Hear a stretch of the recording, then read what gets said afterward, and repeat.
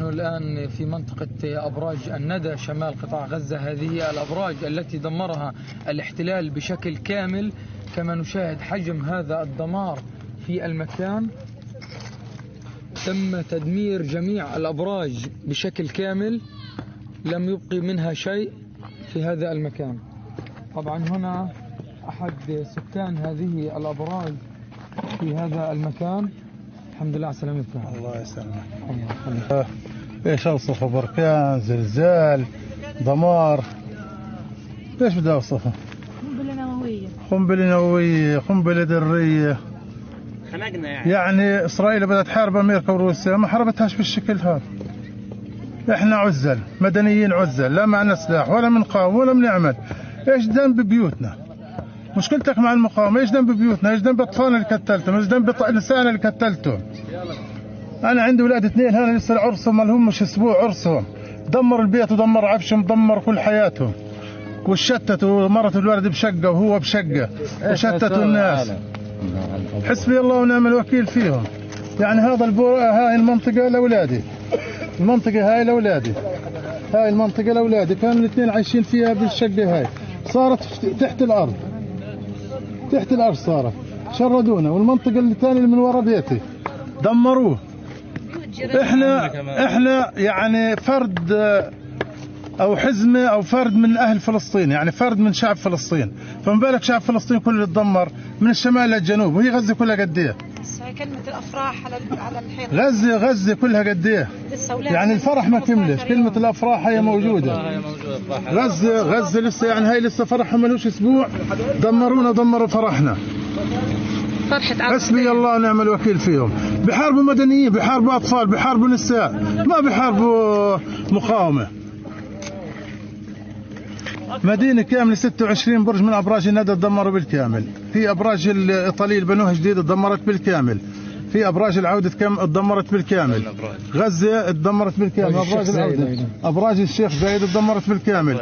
غزه تدمرت بالكامل. ايش اوصف لك؟ يعني انا لما بدي اشوف الدمار هذا واشوف بيت موجود ساغ، البيت هذا بقول كله دمار اصلا. لانه ليش دمار؟ لانه اهله مهجرين، البيت اهله مهجرين، فبتحول لمدينه اشباح، زي المدمر، زي المقصوف، زي ايش بدي اوصف؟ حسبي الله ونعم الوكيل.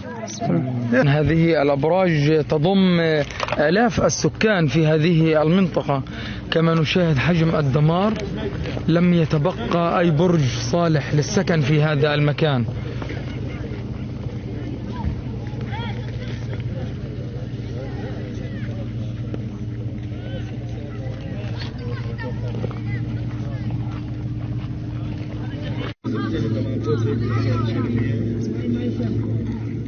أبراج الندى بالكامل مهدمة، لا تصلح للسكن ولا مرة.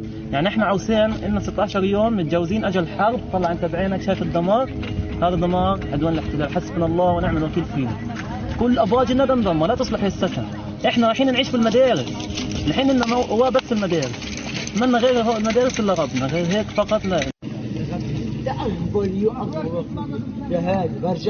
لا نقول إلا ما يرضي ربنا. إنا لله وإنا إليه راجعون. بحتسب بيتي وبيت أولادي وبيت أولادي المتزوجين، عرسان جداد، عرايس سنتين، ما دقنش من فرحة الحياة إلا أيام معدودة.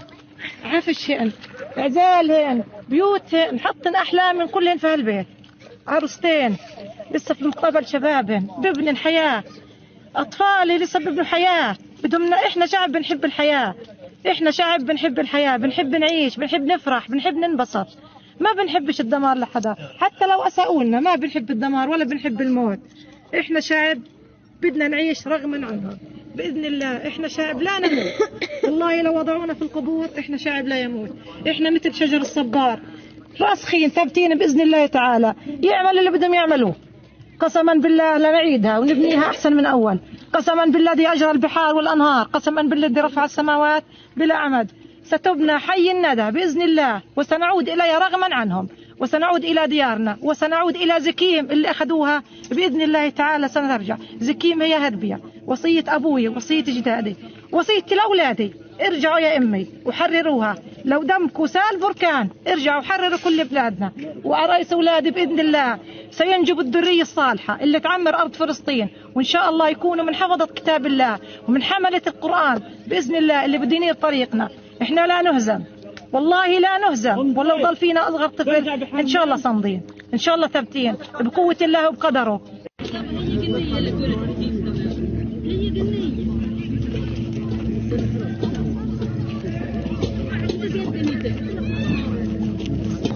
كما شاهدتم حجم الدمار والخراب في هذه المنطقة، منطقة أبراج الندى في شمال القطاع والتي تضم آلاف السكان. أنس الشريف لصالح قناة الجزيرة، شمال غزة.